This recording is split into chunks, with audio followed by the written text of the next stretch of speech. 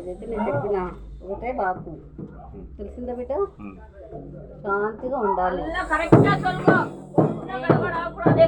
నేను ఇంట్లో ఉన్నా కదా, నా ఇంట్లో నేను అడిగిపెట్టి ఉన్నా కదా బిడ్డ, నాకు పూజ చేసినావు నువ్వు.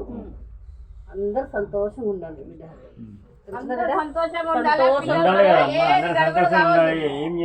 నరదృష్టి నరకన్ను బండనే బదల చేయగలదు.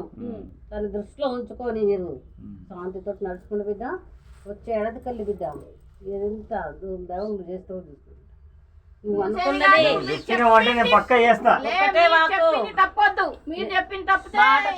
కాదు. ఎన్ని ఏళ్ళ నుంచి చేస్తున్నాం, వెంటికి వేయగల దాన్ని కాట్ల